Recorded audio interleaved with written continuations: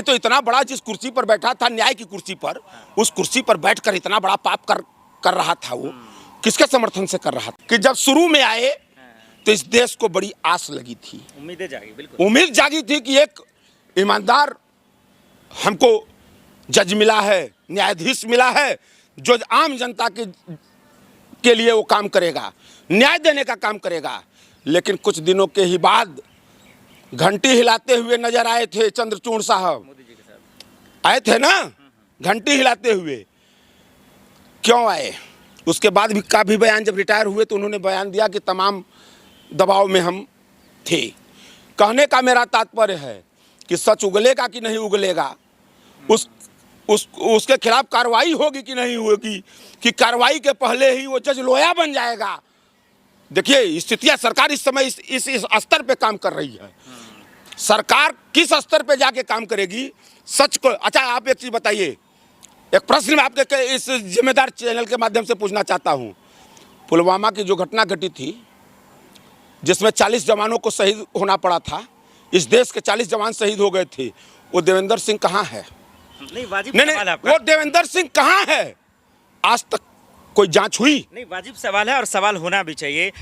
सरकार ने एक अनुरोध किया है, और क्या विपक्ष तो हमेशा करप्शन के खिलाफ, भ्रष्टाचार के खिलाफ आवाज़ उठाता ही रहा है। संसद में अब देना पड़ेगा। साथ देंगे राहुल गांधी, विपक्ष के नेता, आप लोग देंगे? एक चीज बताएं आपसे कि जब जब यह सरकार भ्रष्टाचारियों को समर्थन की है, बचाने का काम की है, और आज 10 बरस से यही हो रहा है, 10 बरस से यही हो रहा है।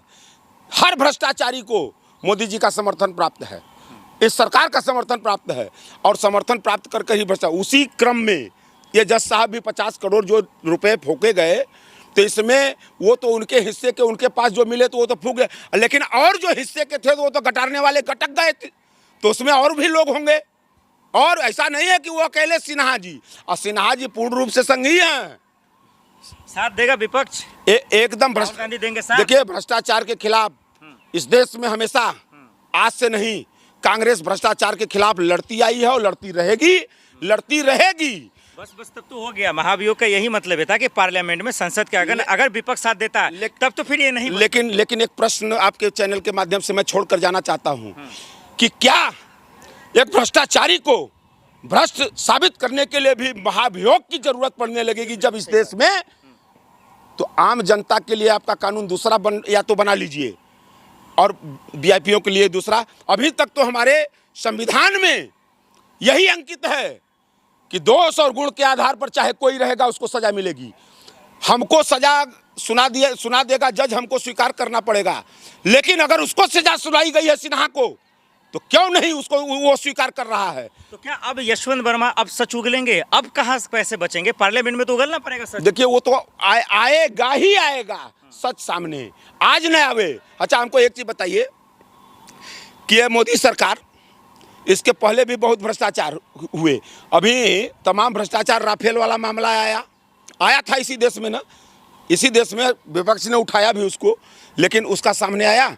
ये जब तक रहेंगे तब तक, चूंकि उस भ्रष्टाचार में खुद सरकार लिप्त है, भाजपा के लोग लिप्त हैं, इसलिए ये इस स्तर पे मामला को ले जाना पड़ा है कि इसके लिए महाभियोग की जरूरत। आखिर में ये बता दीजिए, ये जज डर गए यशवंत वर्मा साहब या डराए गए?